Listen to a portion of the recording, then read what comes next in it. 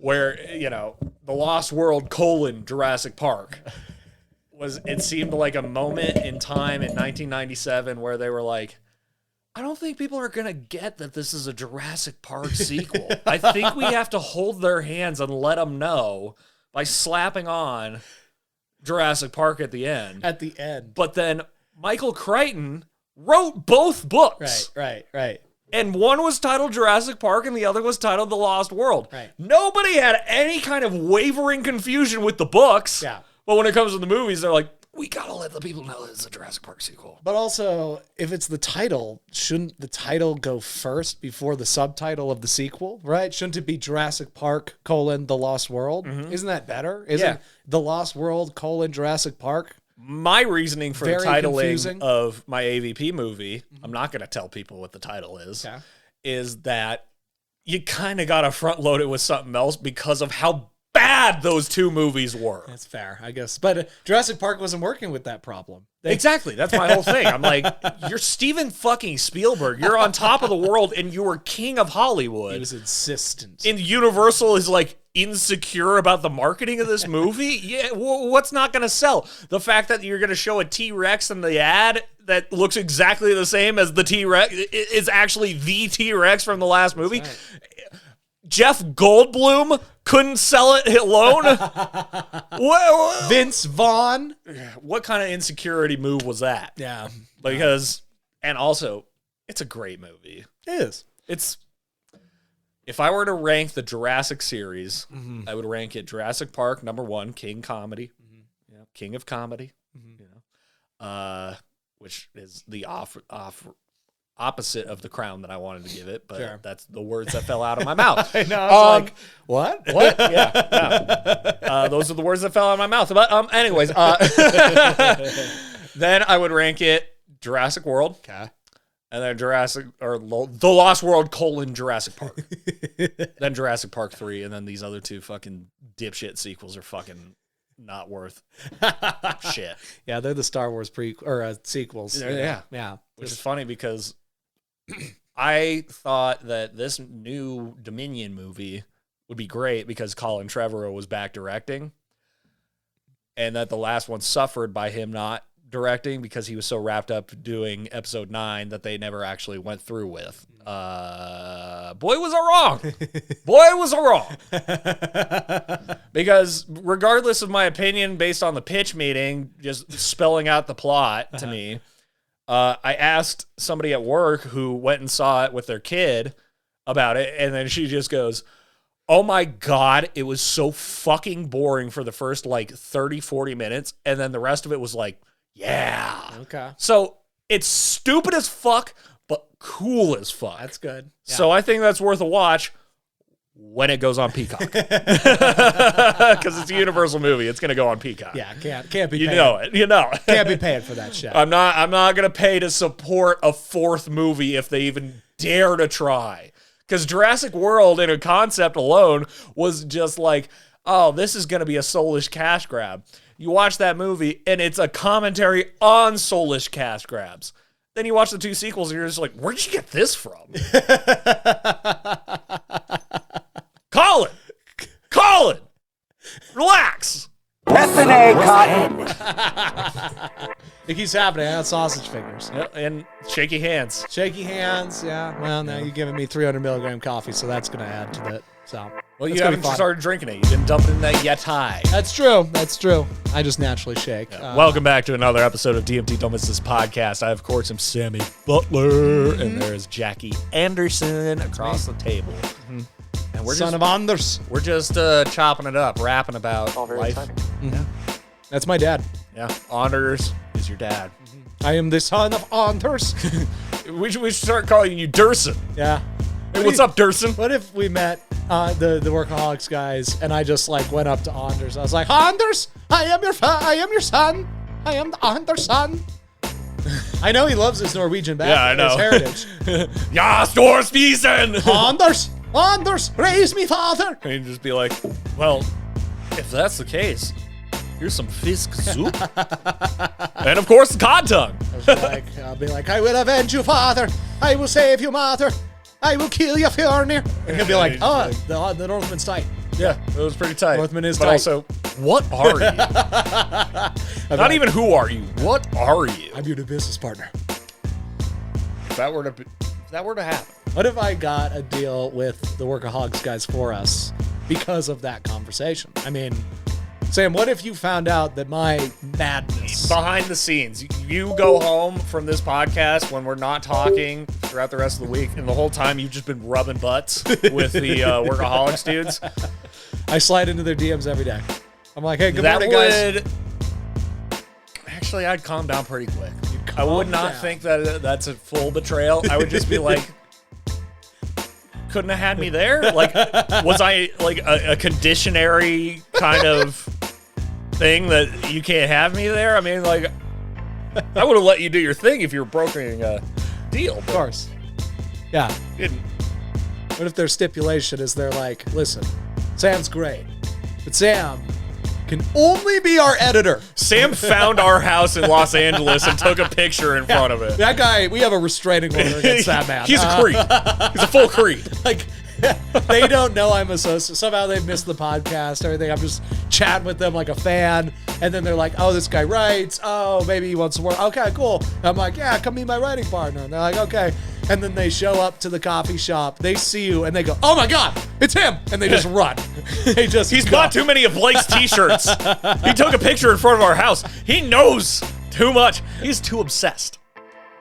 Just like Welcome to the dance floor, boys. Don Cheadle, ladies and gentlemen. Don Cheadle. But Don Cheadle is an obsession expert. He's obsessed with everything. Therefore, he is a master. I'm everything. so fucking blown away that Funny or Die is keeping that Captain Planet of his alive. They just came out with a new one. Oh, did they? Yeah. Jesus. And I don't know if I'm just seeing wrong because he's wearing blue makeup as a black man, but every time that you see his teeth in those things, they're yellow. Oh, yikes. I don't know if I'm just seeing it wrong, but what do you think? Maybe think Don's the just Cheeds living needs off to step up cigarettes his and coffee? Yeah, and maybe he needs to step up his dental game. Get a new dentist. Don Cheadle's doing some health cleanse of If no Don dental Cheadle, hygiene. Don Cheadle has been living in secret with chronic gingivitis. He doesn't brush his and he is teeth. so fucking embarrassed by it. But this Captain Planet makeup has exposed it to at least me. I hope that's not the case. I really hope not too. I hope you're just seeing things with the teeth. I need to look this up. I need to confirm this. I mean, just look at the Captain Planet Don Cheadle. Like it. And I think it's just me. I think it's just me. Mm-hmm. I mean, without the makeup, his teeth look pretty good. Yeah. You know, they look like teeth. I think the makeup is what does it. Right. The makeup and the lighting combination. Captain Because Planet. for somebody who's, lucky to have skated by with no cavities or any other dental problems, strong teeth, I can bite a bottle cap off any day. I'm still very hypersensitive to teeth. I have dreams where my teeth have rotted out of my head because I took a couple days off from brushing. Sure. And yeah, I will take those breaks off, and I will, dude, I've been having some weird, crazy, body horror, I would classify it as body horror dreams, nightmares, where, the regular one is my teeth. Mm-hmm. I'll be flossing and I'll just cut a tooth in half, or a tooth will just fall out of my face and it's just yellow and rotten and fucking gross. I don't know what that is. Yeah, but it's upsetting you. Imagine dreaming it, bud. Yeah. Imagine dreaming it, bud. The one that I had most recently was I don't know how to best describe it, but it was like my skin was turning gray and dissolving, and I tried to rub off what it was, and it was just stripping my skin off my body. Yeah. And then it was contagious. I passed it on to everybody that I loved. What are you, some sort of Chernobyl victim? Yeah, am I the mozzarella man? I was in that dream, and it was fucking terrifying. And what I came to the conclusion was I haven't showered in 2 days. That's what that dream was about. You have quite the mind, my friend. It's scary. Yeah, it gives you messages, Yeah. My well, mind- and what we were just talking about is that I'm really great in the abstract. I live in the abstract, up in the clouds. Pulling shit down into the concrete is my biggest struggle. Sure. But the abstract, as fun as it can be equally as fucking terrifying. Yeah. I feel like my brain is kind of like the furnace in an old train, There's just got to be a guy who's just throwing shit in there all the time, or it'll just stop. You know what I mean? And Are you the guy? Or are you I guess I have to be, but I don't want to be. Like, I'm the guy, and I don't want to do the job. I'm just like, oh, fuck. Well, you just described me because... But, however, you do the job. Yours feels more like a washing machine, or maybe a dryer, it's going around like these messages, like the subconscious like crawls out and spins and then becomes this manifested cloud of a nightmare. I'll give you all the credit. And you become the mozzarella man. Yeah. I'll give you all the credit for this because it was one of the most profoundly hilarious things that you've ever said. Mostly profound. Okay. on this show a few episodes back. Okay. You guys can go ahead and listen to it, but you said, because I was describing my own personal thing, and then I'm like, but I'm doing nothing about it. And you go, isn't that just the worst? Having all this profound personal recognition, but none of the growth.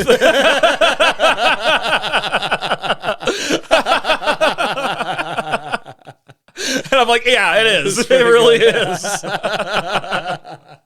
It's so fucking shitty.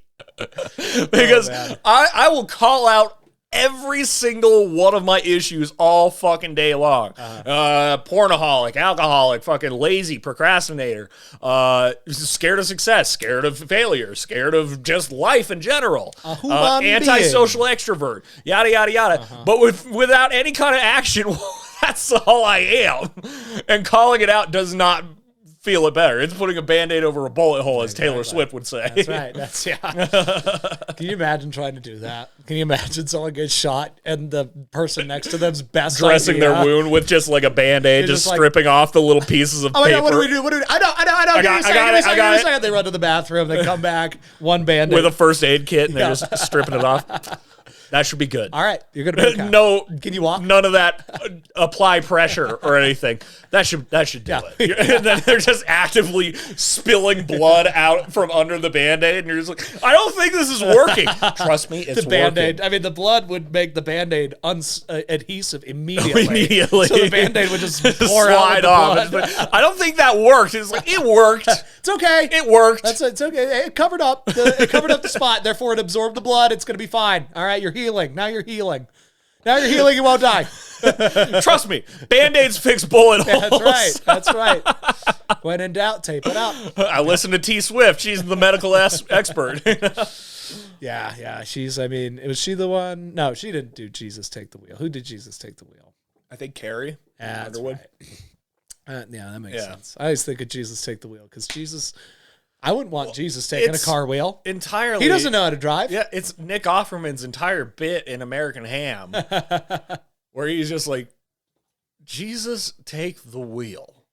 And he just lays into it in the most fucking poignant, but the deadpan delivery is so fucking great where it's just like, yeah, you know what Jesus would tell you to do in that situation? Turn into the skid. Grab a hold of the wheel with all of your might and turn into the skid. Like you should.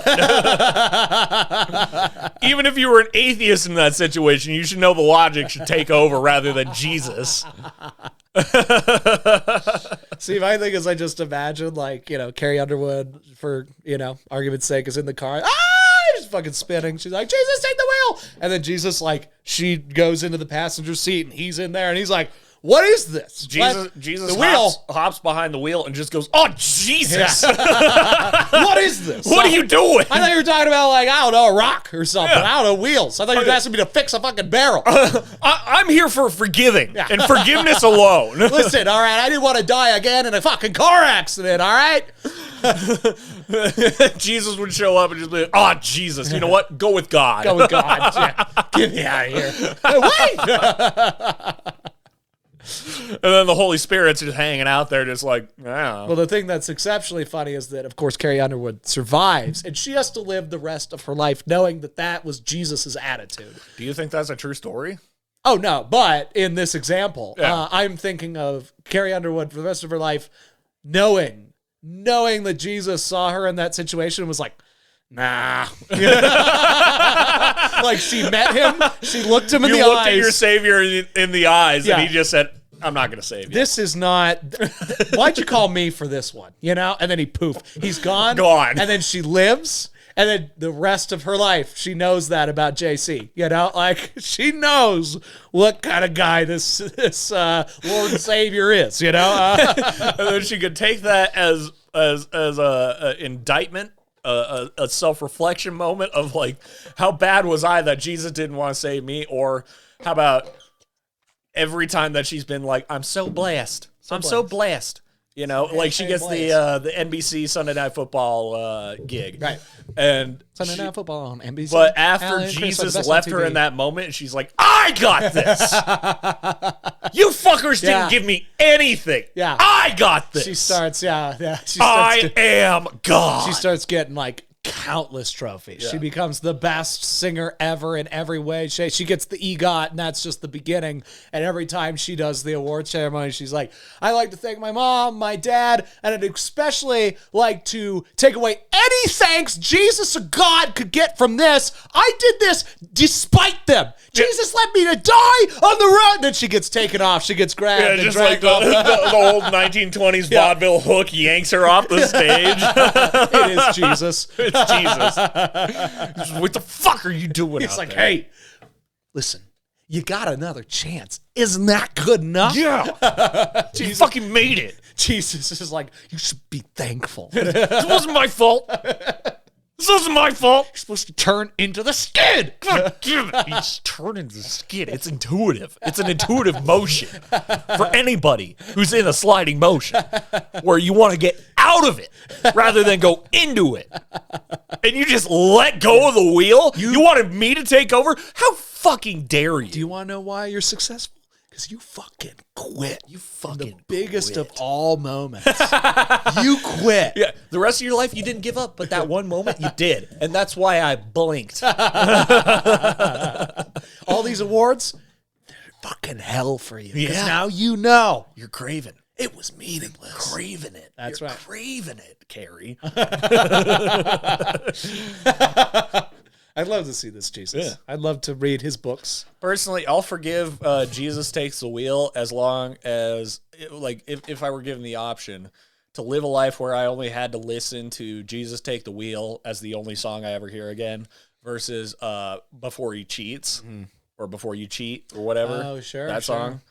song. I'd take Jesus Take the Wheel. Because every fucking karaoke, there's some fucking sad, drunk single girl up there trying to make a point. He cheats.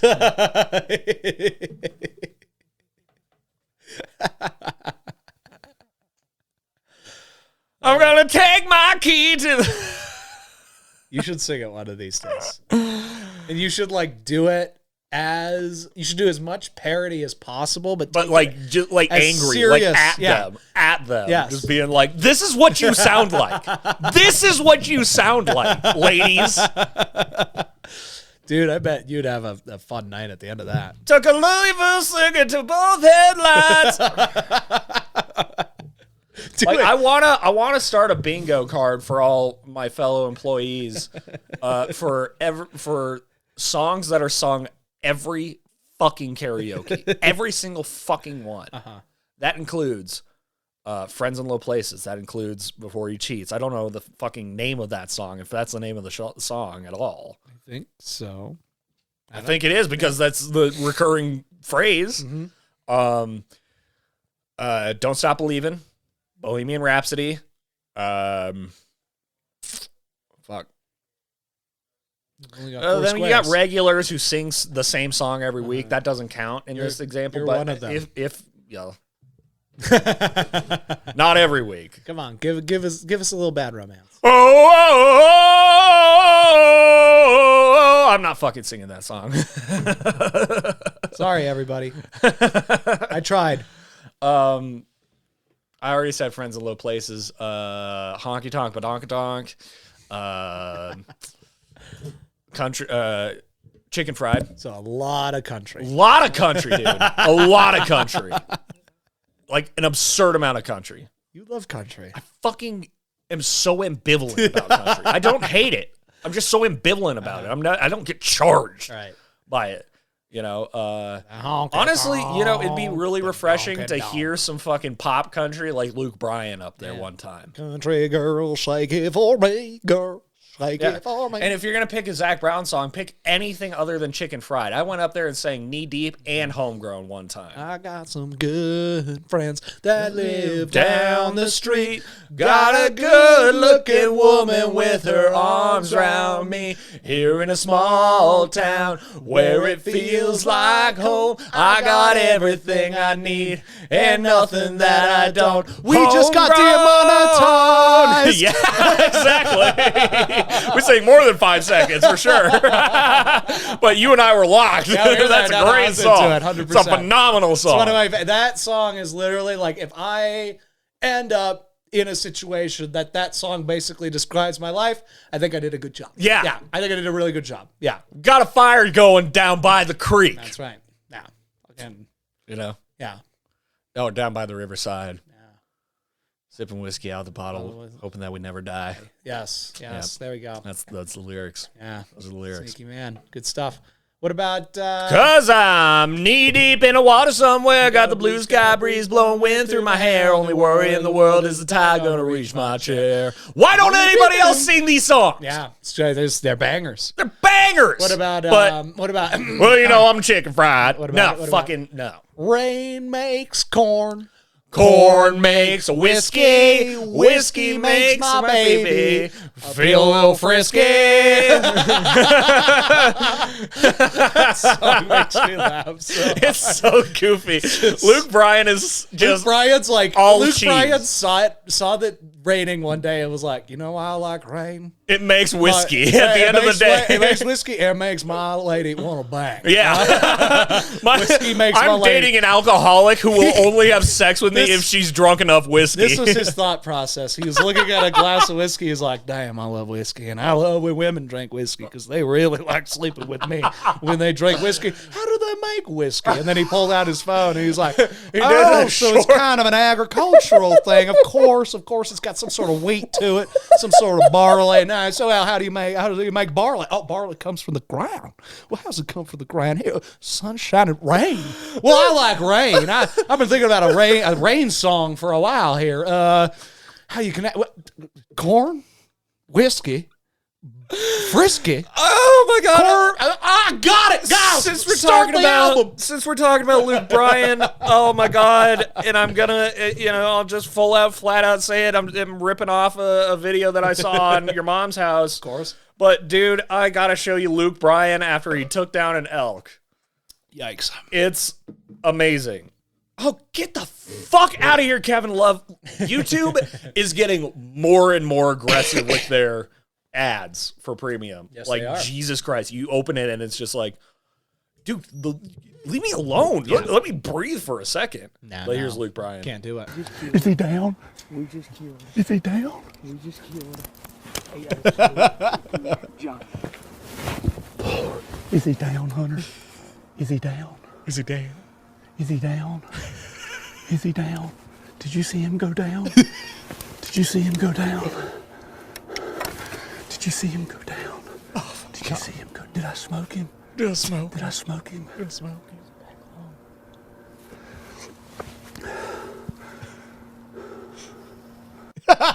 Imagine. Oh, did it do the? No, it does end it with him going. Oh man, because the rest of that reaction is him just going. Oh my God. He's there. He's gotta be serious, right? Imagine being that excited about anything ever. Yeah, exactly. Like, I'm jealous of Luke Bryan in that moment. 100%. Yeah, because you're so excited and the adrenaline is pumping through you that you can only just repeat everything. You can't articulate anything other than what you just said. Yeah. I mean, in fairness, to pull a bow with an arrow, fire it, and then drop something. Drop an elk, right away. Yeah.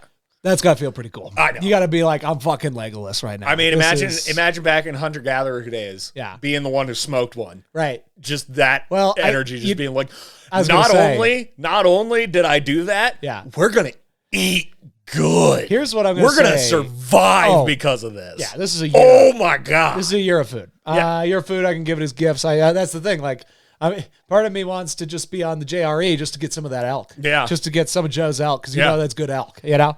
And something about that video that I think, totally speculating here, but I think what makes it really funny and what makes Luke particularly engaging in his behavior here is I think he isn't even letting himself be what he really wants to be in that moment because he knows he has a country following to live up to. So I think he wants to like full on freak out, like scream. I'd fucking jump Oh, and you hoot and think holler. that he'd just be like, Yeah. You know? But I don't think that's who Luke Bryan is fundamentally. Fundamentally. I think Luke Bryan, the brand, is inside the excited man who wants to go, ah! Yeah. You know, like wants to like scream and do the whole Luke thing. Bryan comes off to me as all those fucking country kids that we went to high school with. Yeah. Littleton country.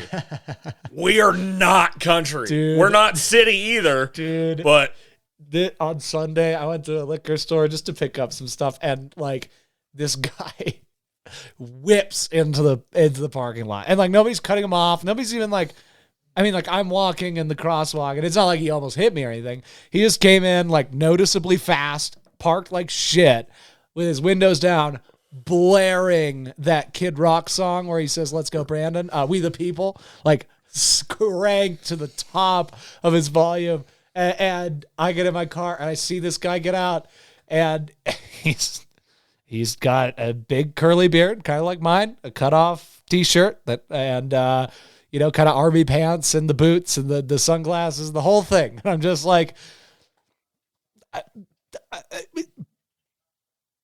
can you be yourself? You know? that guy classifies himself as the silent majority, but his existence is so fucking loud that we want to put him on mute. I just am like, That's what makes him a silent. right. Is that we want to put him on mute. He's a walking bumper sticker. Yes. Just interrupting your life. The parking thing by was just really what crossed the line doubling for me. down on his fake ass identity. I was thinking about Because it. I just don't think that anybody who's genuinely country behaves that way. No, they work on their fucking land. They fucking take they care of do their it- family. They do it instead of talking about Exactly. it. They don't slap bumper stickers on. They just are, let's go Brandon. Yeah.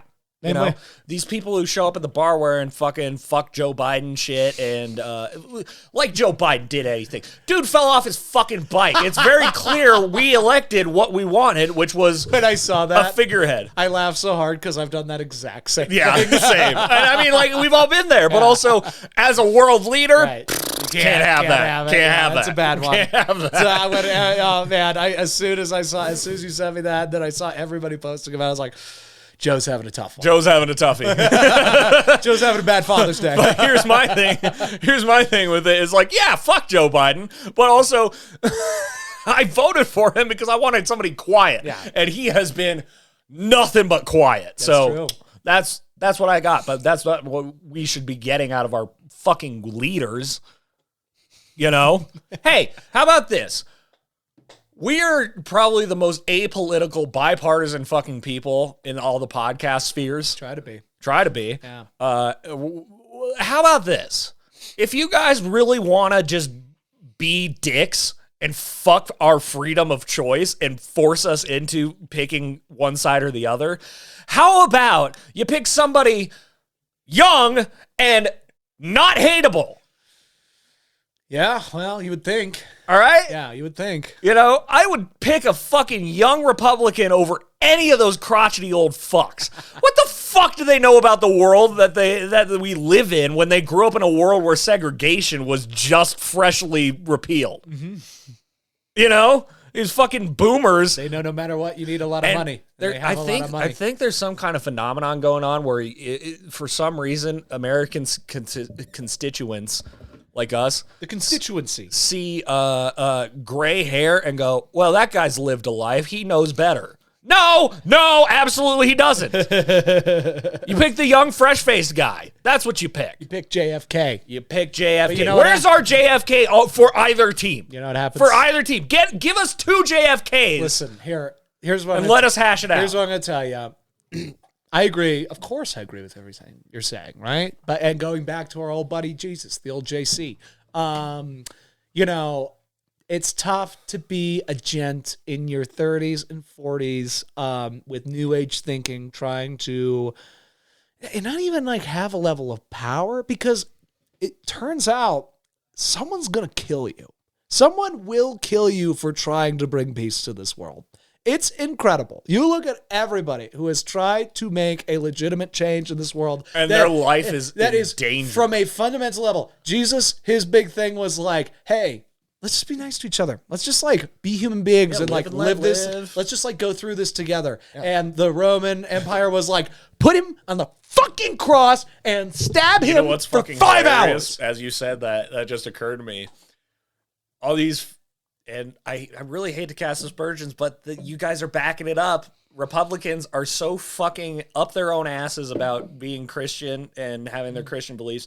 1, if you're such a patriot, you'd recognize separating church and state. 2, Jesus was probably the biggest socialist of all time. Fuck you. Yeah.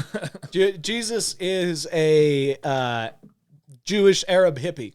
Who was really a great carpenter. Socialist. Very good carpenter. He was very good at making things. A Jewish, Arab, hippie socialist. Yeah. That's what Jesus is. And you guys keep voting for the exact opposite. And I don't think you're wrong to worship that guy, but also you're not worshiping him. All right. Okay. That's a whole conversation. But then Martin Luther King, a little bit more applicable to our world. He's a little older, and there's obviously some things in Martin Luther King's past, whatever. Everybody's got things in their past. Sure. Everybody's human. But like also the guy fundamentally changed Jesus the way hung we out looked with at whores. So did Martin Luther King. Exactly. Like that's the thing. And like fundamentally, you know, he changed the world in the way we saw race and different things.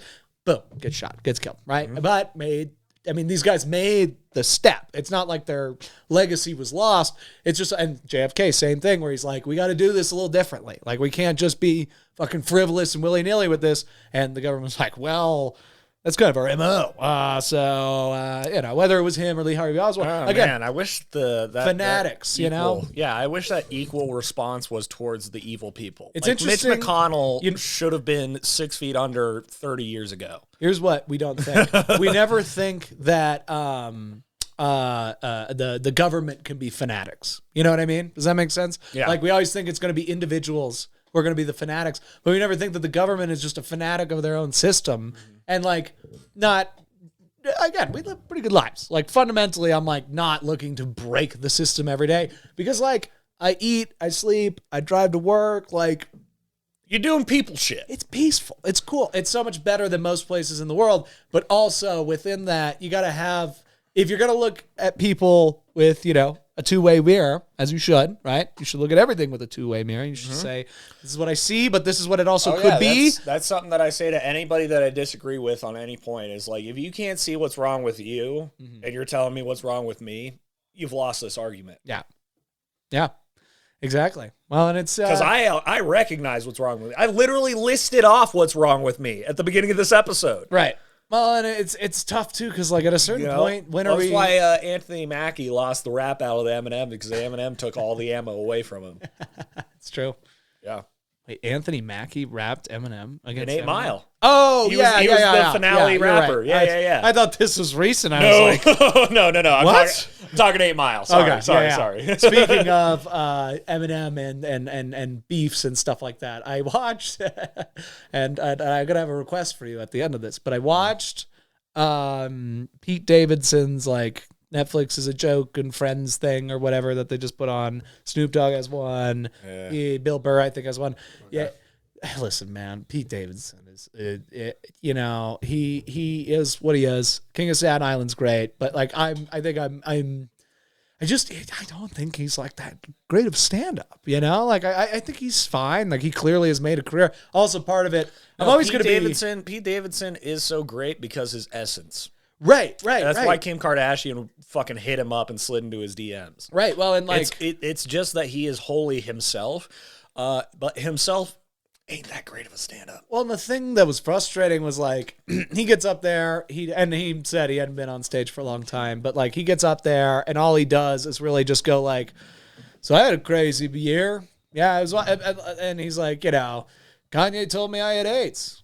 That was pretty crazy. I thought I needed to get it checked because I didn't know that Kanye was a doctor. This? Where did he even find this? Sorry to tangent about Winston, but it's like, what the fuck is this? Where did he find this? Uncontrollable, man. Uncontrollable. You just find it. He did it. But like, yeah, no, he just. Oh, it's the inside of the golf ball. He finally cracked it. Oh, that's interesting. Yeah, he found a golf ball when I was clearing out my shit, and I was like, well, if he wants to have fun with it, sure, but Yeah. okay. But like, Continue. all he did was like talk about the things that we knew, and like the thing that made John Mulaney so funny, and like even Louis, when you see his specials and stuff. So he talked about it and made it funny. He talked, yeah, exactly. He had thoughts about it. He had a and commentary. that's what my problem is right now, is that I don't want to put myself on the stage like Pete Davidson did for that, and put myself being like, I'm just talking about shit. Well, and why I don't think Pete, and I think Dane Cook, he didn't do this on stage, but I think he ran into this in his life, and I think a lot of the like comics that become like genuinely famous people, like beyond just being great comics, they become so famous in like the zeitgeist and like the culture. They lose being funny. They lose their ability to be as funny because they just like, all I hear out of Pete Davidson is like, I get courtside tickets and I fuck Kim Kardashian and like it's kind of tough sometimes, but like I also have millions of dollars and like I get to do stand up kind of whenever I want. I'm on SNL and like I'm like, it's a all he's doing is humble commenting brag. is on like It's a humble brag. and you're like, again, if you like his personality and you like him, you're like, oh, rock on, awesome, dude.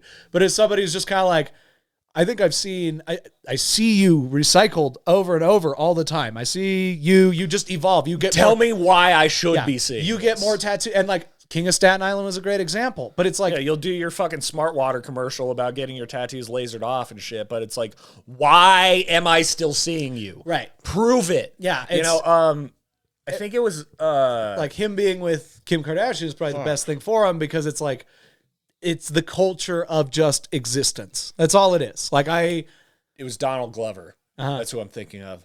Was in his one and only stand-up special, One of the best which still is to this day. fucking phenomenal. He comments about his rap career, about how entertainment industry is so fucking weird, where it's the only job that you can have, but every single day people are asking you, can you still do it? Mm-hmm. Can you still do it? Can Yeah. you still do it? And yeah, you can kind of lose it if you don't keep at it, if you're It's not true. disciplined, if you're not all in on Right. it. Yeah. And yeah, he did like 10 minutes of material, got off stage, and then some people came up.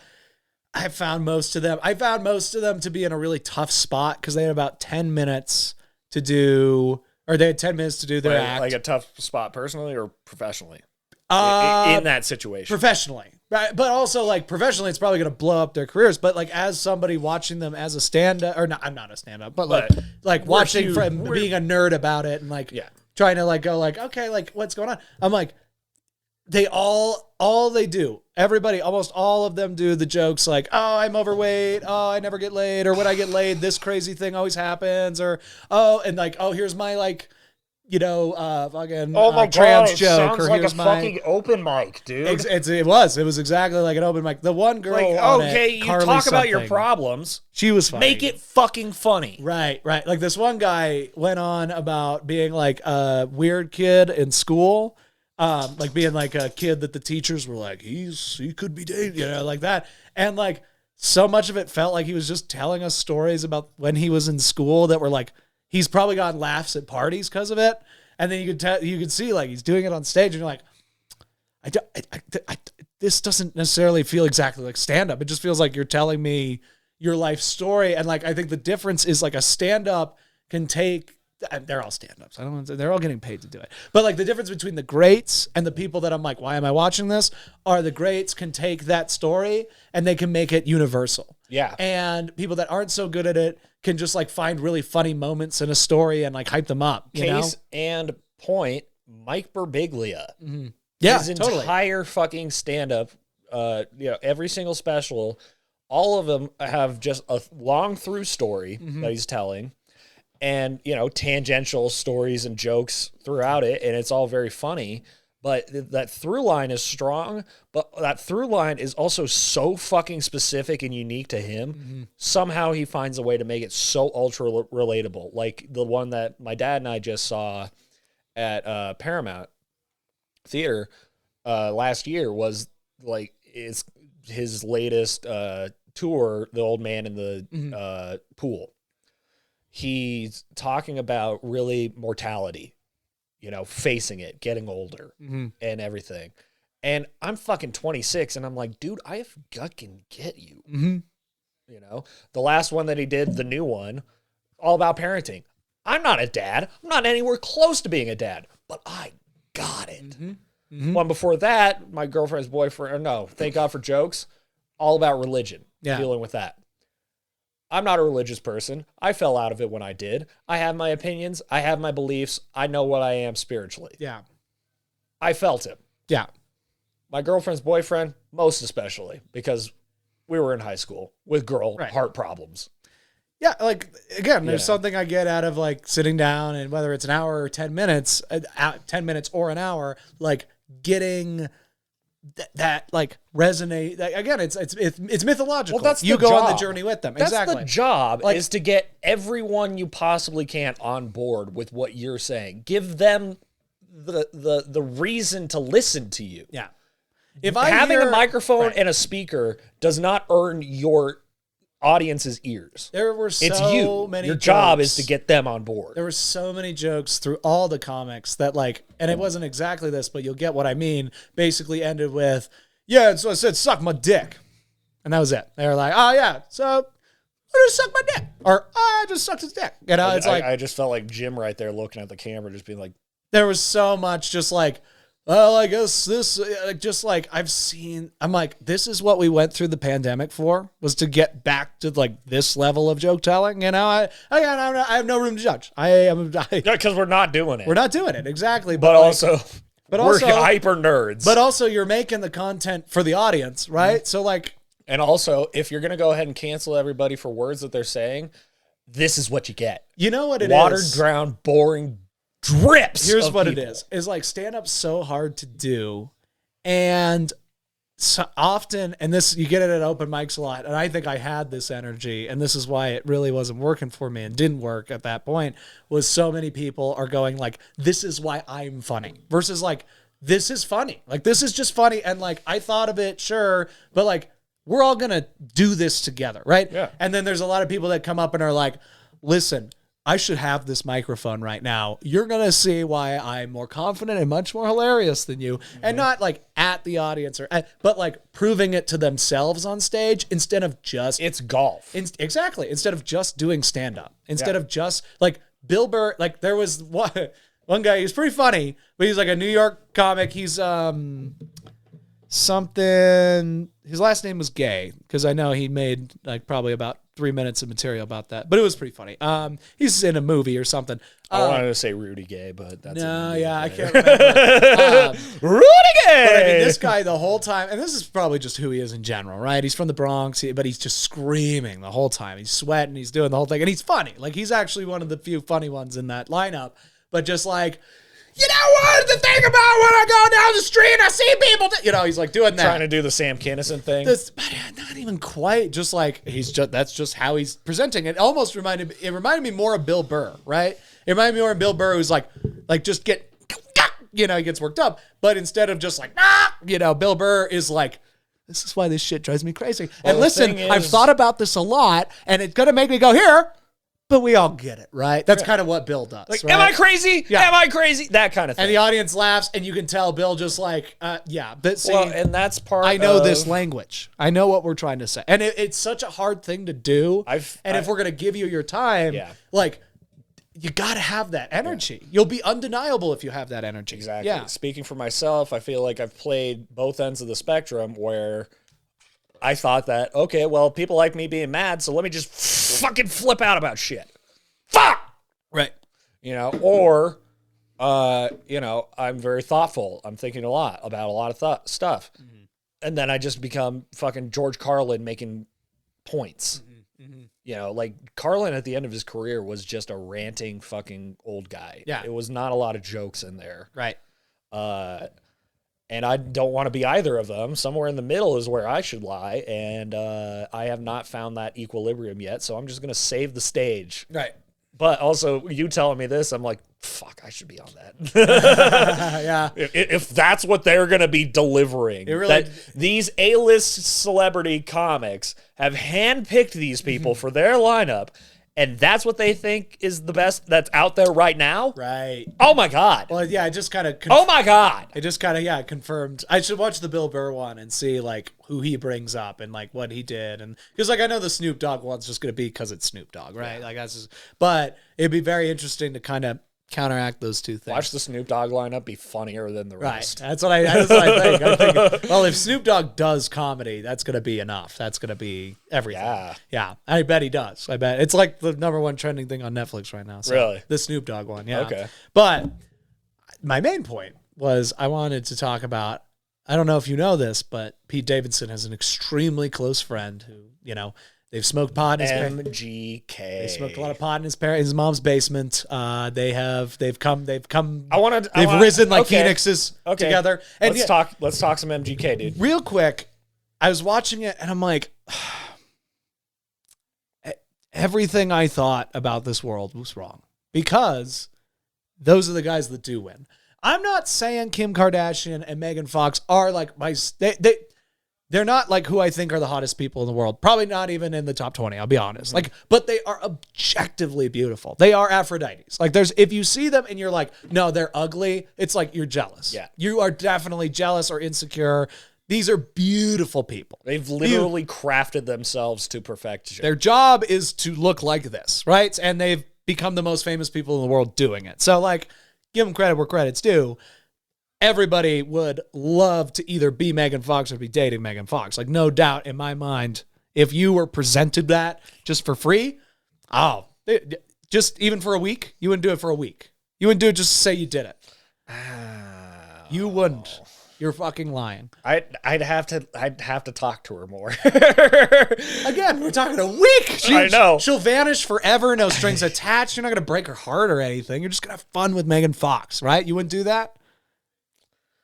I don't know. Her specifically. Kim Kardashian, if you said that, yes. Flip it. Never mind. For me, Megan Fox is that, I don't know, Transformers really got me when I was a kid. Megan Fox reminds me of Amber Heard, where she's like, comes off to me as like, she was mean to people like me in high school. See, but I think I'd enjoy it. I think Kim would be, I think Kim, I don't know.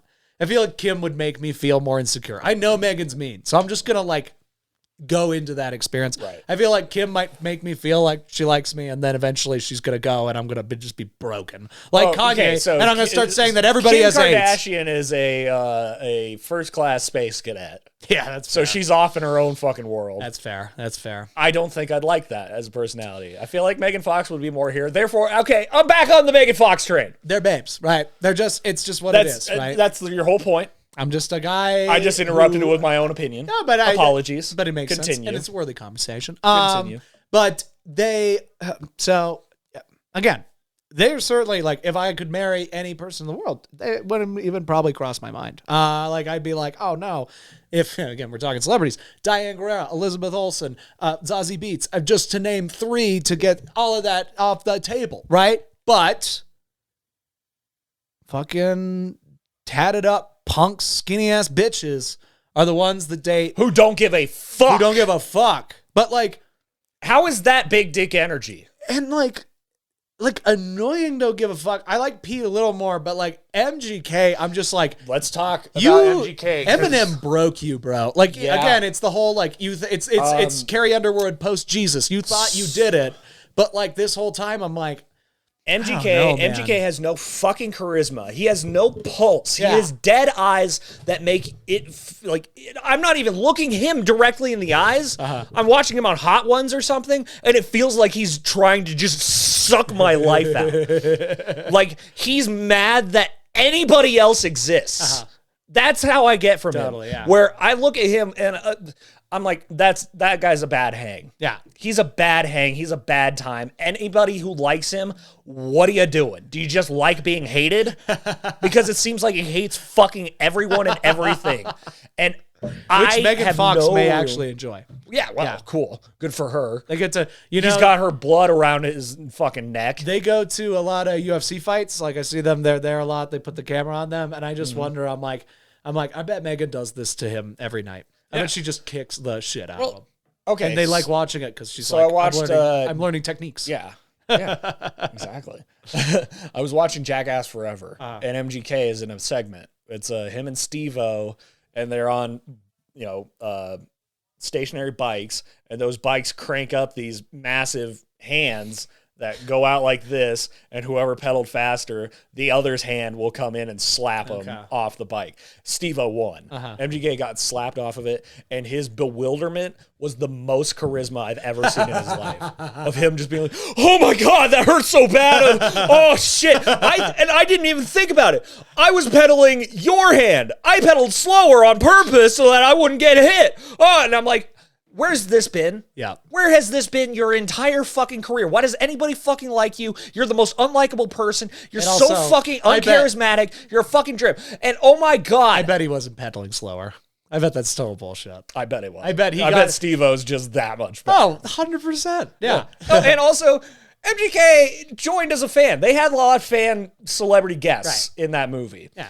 And he doesn't fully grasp the concept of Jackass. He's seen the show. He's watched the movies. But you don't understand the full concept of Jackass, where it's kill or be killed. You know? Yeah, it's true. It's true. It's really kill or be killed. Right. Yeah. I listen to the guy's music, and I'm like, there's a couple songs I'm like, I'll throw it on my workout playlist, sure, whatever. But then like the songs he played at the end, and like Pete just got up there, kind of half rapped one song, and then got off stage. I'm gonna be real honest. I don't think, aside from Rap Devil, yeah, I've heard any MGK song. The only other one I like is called Bad Motherfucker with Kid Rock. That one's fun. Yeah. Two people I don't want anything from to like do with. 2013, 2014. Yeah, but even if I was in 2013, 2014, those are two people that I would not want anything to do with. It's a good workout song, man. Even if it's Sometimes a good song, I'd just be like, oh, this is who it's by? Fuck. Damn, I was enjoying that song. I was thinking, you have a character deep inside you that I want to help you hone, and that is your version of Machine Gun Kelly or Pete Davidson or Post Malone. He's tatted up. Okay, Post Malone, though? I know he's different. I know he stands in a different place. Post Malone oozes kindness, and he's got that Sudeikis effect.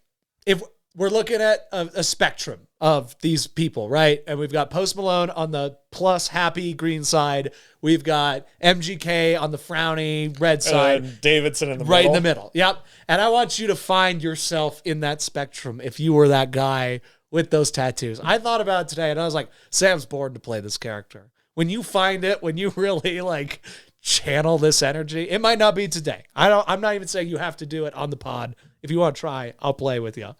But I think it's in there. Man. I think you could have this. So you and I talked about this crisis that I went through where I thought I was zen rather than just letting shit pass me by and not stepping up. And, being kind. I lean definitely posty. On the Davidson scale, sure. I lean a little bit more to the posty side. But I'm like a kind of halfway point between those two where the problem with all three of them is that none of them explode. Sure. I explode. Sure, but that's the when challenge. MGK gets mad, it's... When I get mad, it's, man, fuck! No, when MGK gets mad, he goes, his beard is weird. That's what he does. That's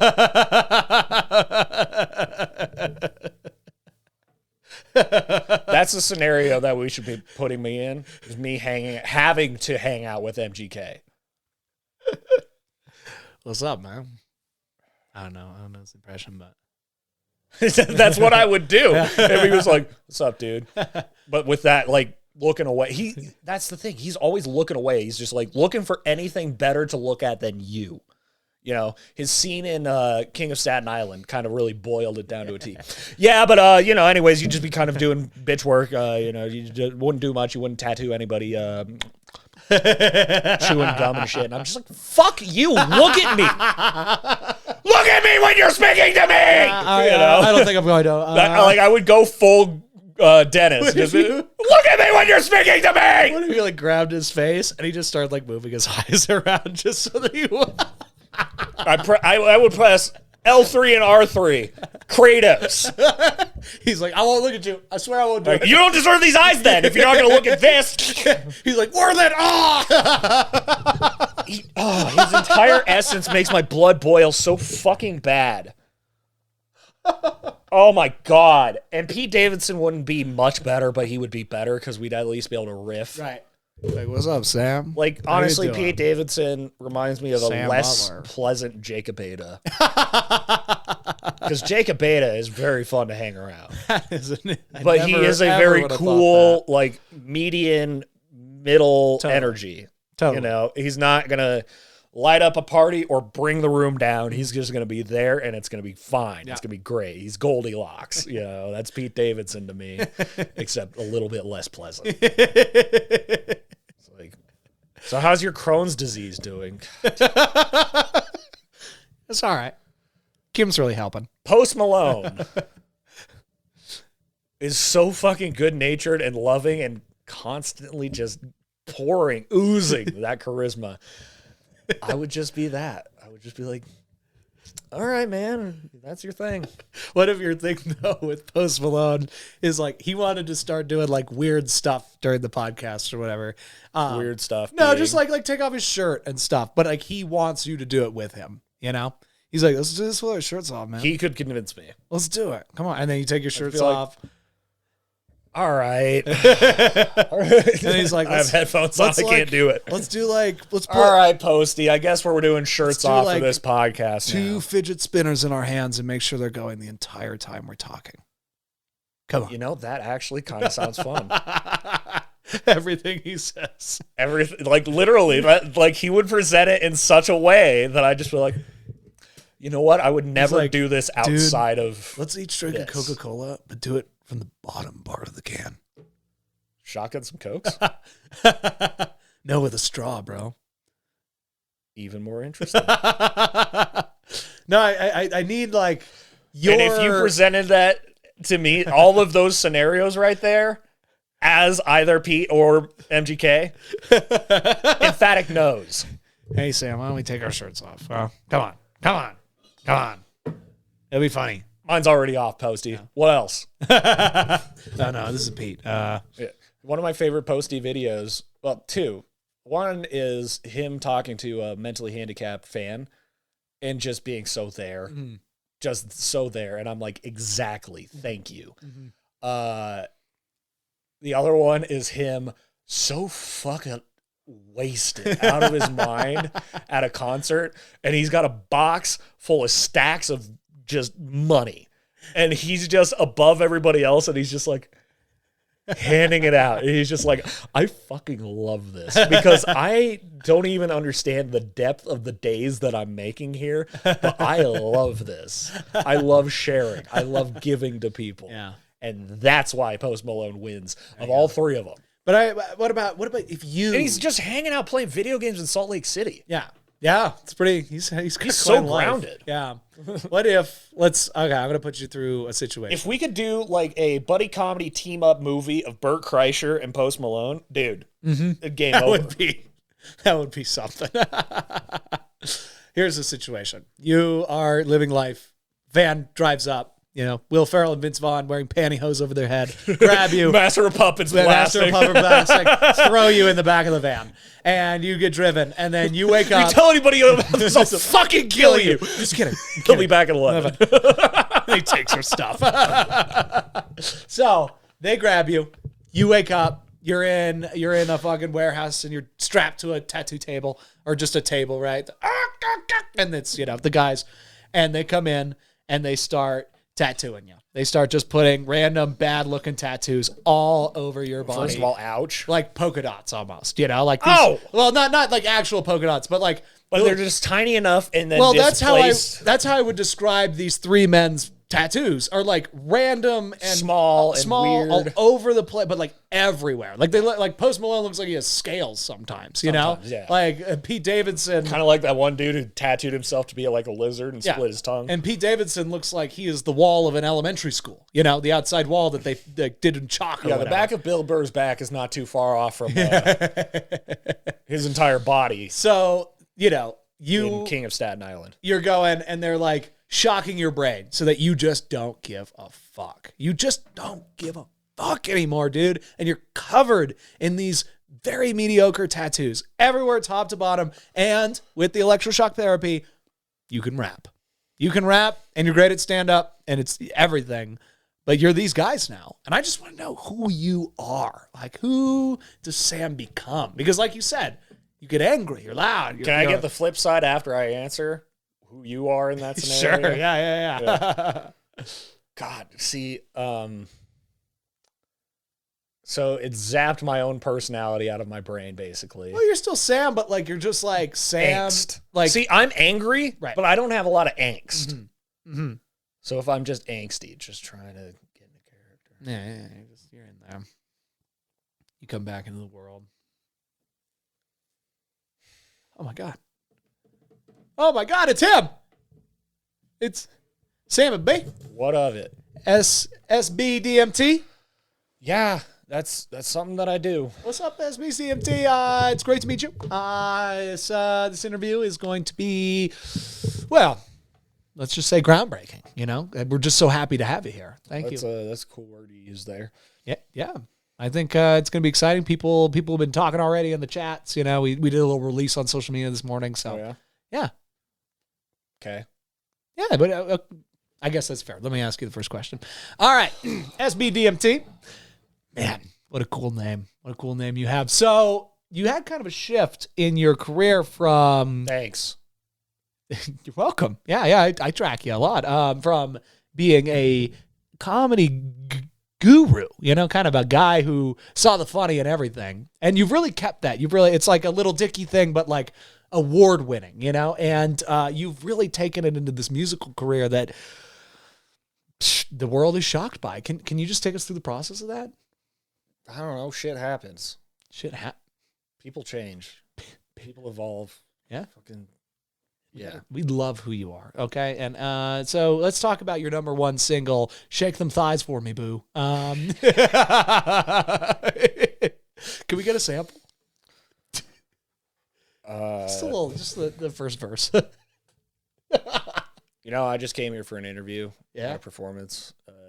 You're going to have to kind of pay extra for that. Hey, come on. For the people. It's good. It'll go viral. You'll make money off of it. I won't see any of that money. Okay. Yeah. All right. I'm sorry. I don't mean to offend. Is he okay? SBDMT. Sorry. Couple more questions. What? Couple. Okay. What inspired you to connect your original comedy bit with the song, do the interlude in the song Split That Man Like a Manhole Cover, with a manhole cover, excuse me. How did you think to Well, I ripped that joke off of a buddy of mine, Wes. He gave me his blessing, so it's all above board. Uh-huh. And then one day I woke up and went outside, and some dude just went in my face. And in that moment, I was like, I actually, for real, if I had the ability to slice this man in half lengthwise with a manhole cover, I would. Uh-huh. And that attitude, I guess, seemed like it would be a good workout song. So, wow. Yeah. Wow. That's gold right there. All right, ladies and gentlemen.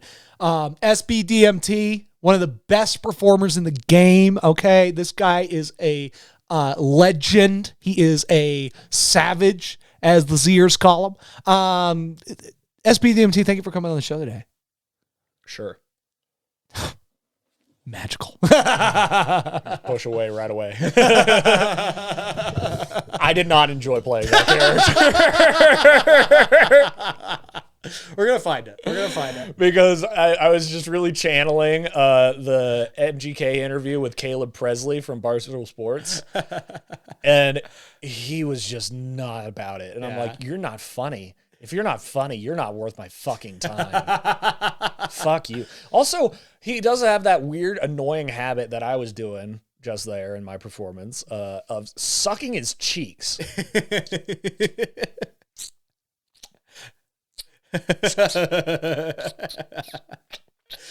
I'm MGK. Yep. You know, fuck you. Legendary.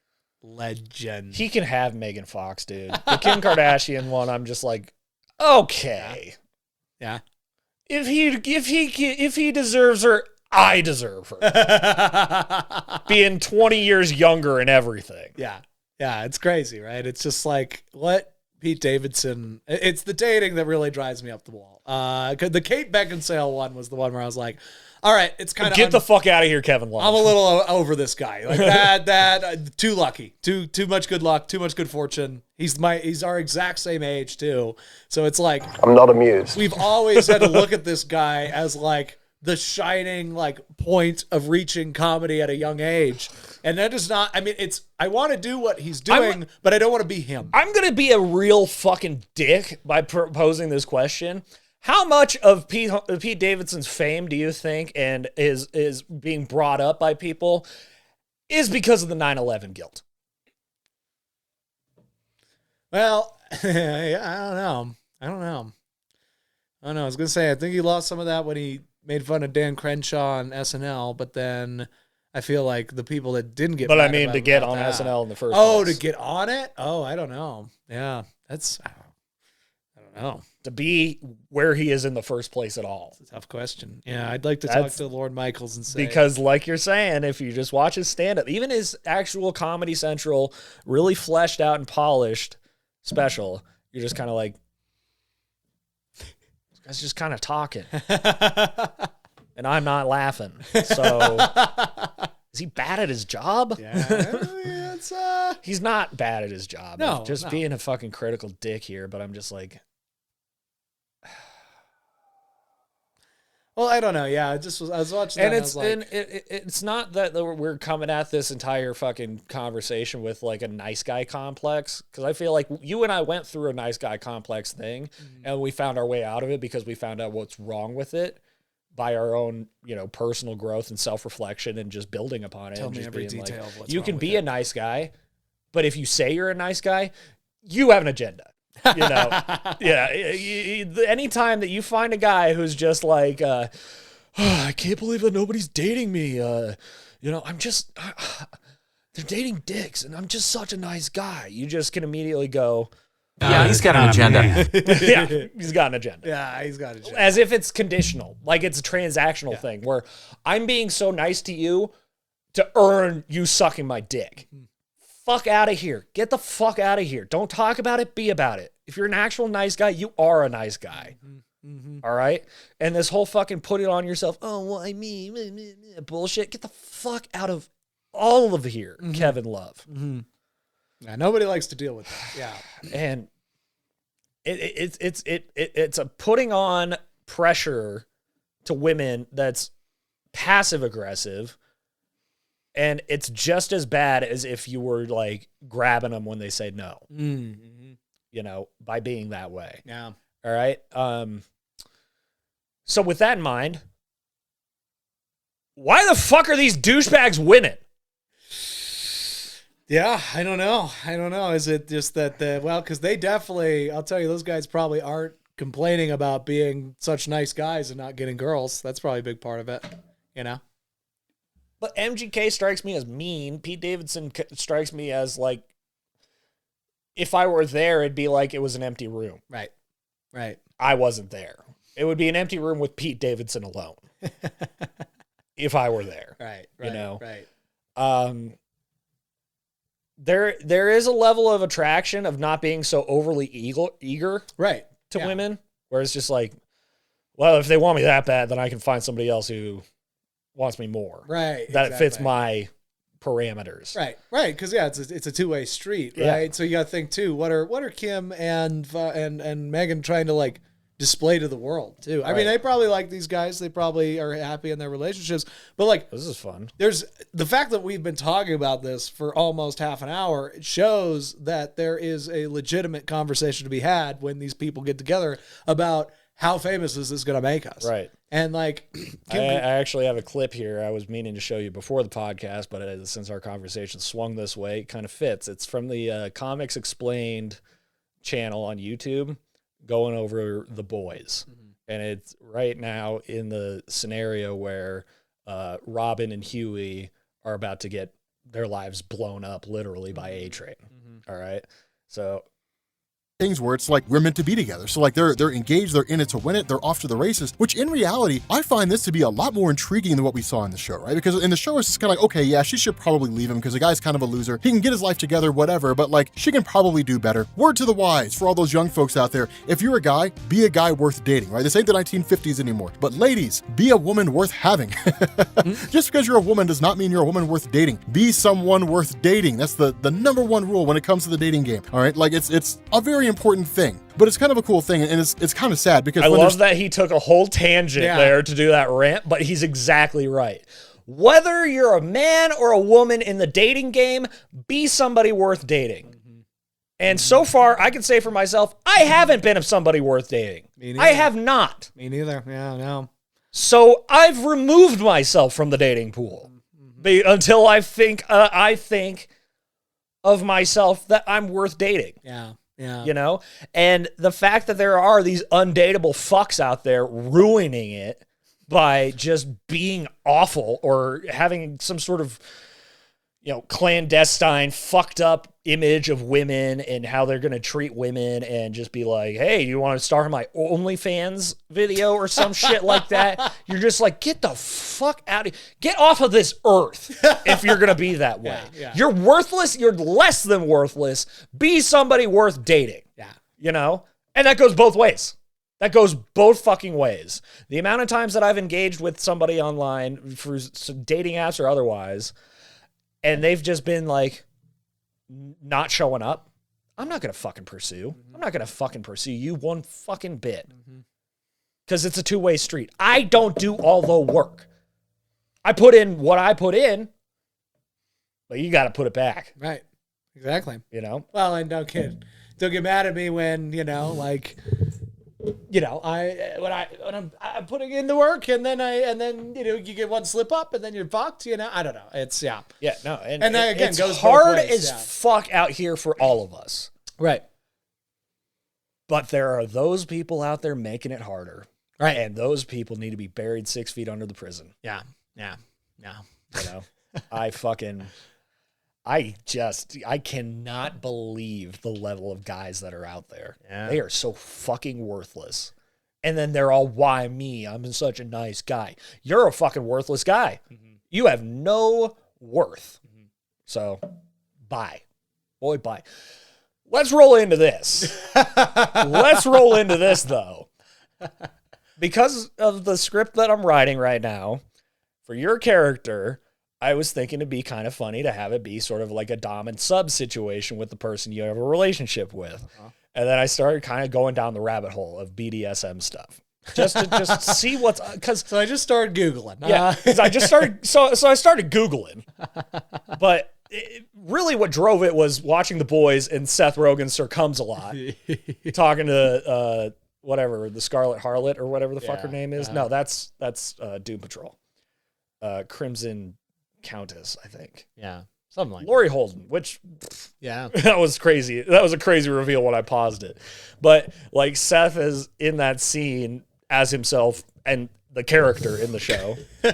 And he's just wanting her to be very dominant and just talking shit to him and just being a bitch. She's and all talking that about stuff. orangutans, and he's like, the meter's running here. Yeah. And I'm like, okay, well, I wanted to see some apes in that scene. yeah. Why would you put it in a fucking Why would you ape write zoo? Chimps Don't Cry? Talk about orangutans and then not about have one goddamn ape. You gotta be about it if you're gonna talk about it. That's all I'm saying. You're Amazon, you got all the money, you could get a gorilla. But my whole thing was I went down the rabbit hole and then I tried to just like picture myself in the scenario of being in a dominatrix dungeon. I would be the absolute worst sub of all time. Yes, sure. Want to know why? Sure, why? My reactions would be too funny. Right. And I would just be too reasonable. Like if they were just talking like wild out of pocket shit in my ears, I'd just be like, well, you don't have to say all that. I just think, But it's like, imagine me strung up on that like flayed man X cross thing that they got going on in those dungeons. And then like she whips me in the nuts and it hits my ass. And I just go, hey, watch it. or even worse, with like a ball gag in. This is the closest ball like thing around here. The Space Jam ball. It might as well be a ball gag.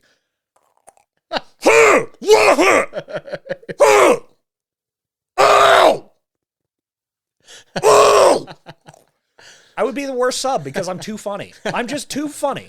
Also, I don't find myself to be a submissive kind of person. yeah, I'm very much against people just telling me what to do arbitrarily. sure. Just being like, fuck you. Yeah. You know? But I also don't think I could be a dom either. I don't think I could just be like, this is what's happening. Yeah, I would do it. This is what's gonna happen. That's what I'd do. I'd be like, all right, slide these handcuffs on. But like, if they're too tight, like you really don't have to do this. If Okay, you're okay. Like you keep checking in too much. I'm telling you, like I'm into this, but like I don't have to. I'll be happy without it. Hey.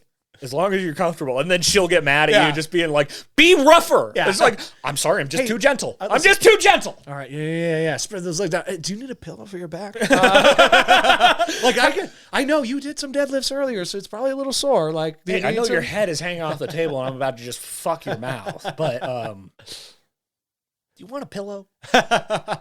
You maybe want like Are you sure you don't want Like, the yeah. fuzzy cuffs? and Like, that's they- not a submissive thing. I just see your wrists chafe And- after and- we and do that's- this, and I feel that's what so I bad. thought was that's what I thought the entire appeal of being a submissive was like, I'm here to serve you.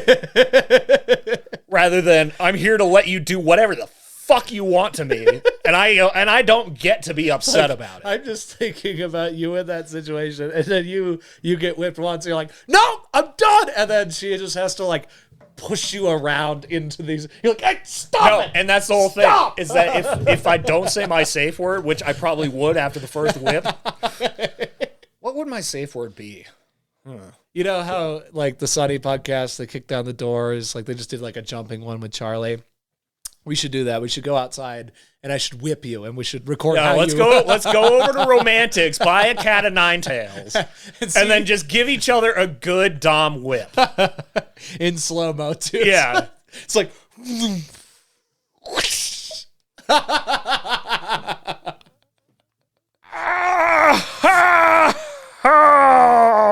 fall to the ground just in a ball Yeah. after one.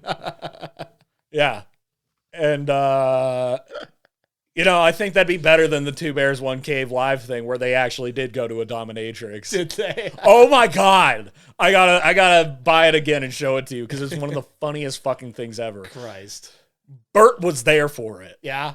Did they like do things with the dominatrix? Like, Not sexually, like Sure. they kept their underwear on, but she whipped the shit out of him, talked mad shit to him, and everything. And I was just kind of like on board with Tom, where the first whip, he was just like, but he couldn't get away. So she just came at him again and laughing in his face about it. Just like, ha ha ha. see, And it just seems Bert like was like, I've been to a dominatrix before for Hurt Bert, and I know what this is about. I know what goes down here.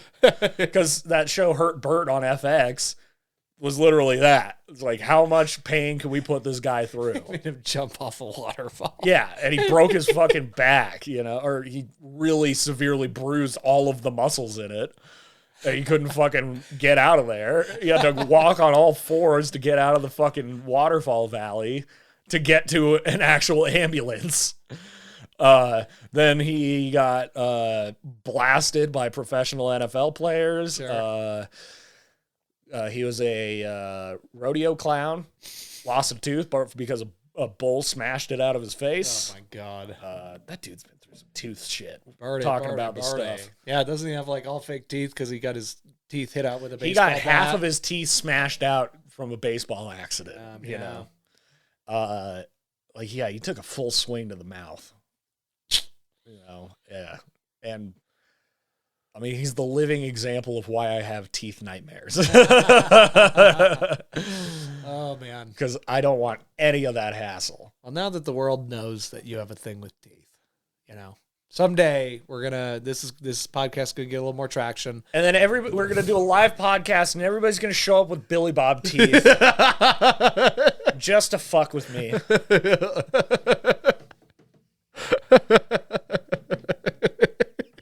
Dude, you people are my dominatrixes. You just want to keep me upset. What if you were in the room? You just want to keep me upset. What if you were in the room with the dominatrix and she wore the fucking teeth the whole time?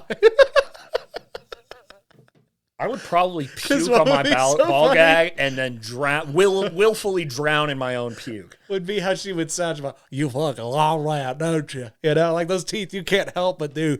And then she like purposely ate like the worst shit possible to have the worst breath, and then just blows it in my face. Oh my god! And then she whips. I thought this was a fun scenario, but now it's just turned into a walking nightmare. Oh.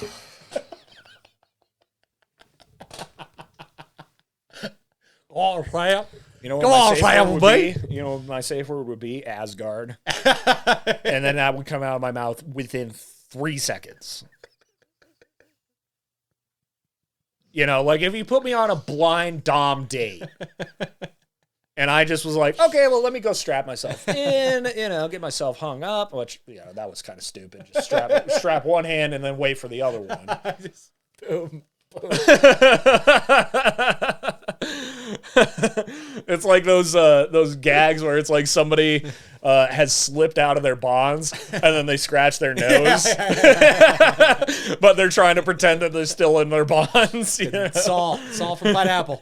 Pineapple. Yeah, but it'd just be like, all right, well, yeah, this could be fun. This could be fun, and then that walks through the door. Hi. Oh. Asgard! I'm out of here. Fucking out of here. Asgard's not a flesh. It's a faithful. I'm deaf. Oh. I'm deaf. Oh. The amount of wriggling and screaming, everything, I would go into full survival fight or flight mode in a way that I don't think I could even fucking imagine right now. I'm deaf. How did you not know this? You are getting in this situation. Well, that's what I said. It's a blind dom. That's true. I've been set up by somebody. You just went in, handcuffed yourself, and then this is what you're facing. Oh, man. I'd honestly rather die. But what if she's Kim Kardashian? Yeah, but what if, like, yeah, okay. But with Billy Bob teeth and bad breath? Oh, fuck. I think that completely unravels everything attractive about Kim Kardashian by just those two traits.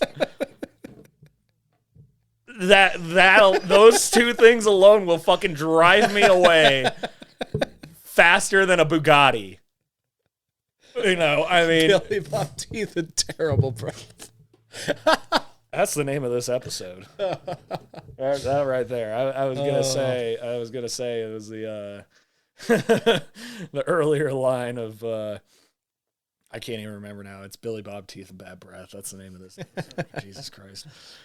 That actually really put me in a bad mental state between pretending to be an MGK version of Sammy and then imagining myself as a helpless sub in a dominatrix dungeon where she has Billy Bob teeth and bad breath. It's Kim Kardashian. I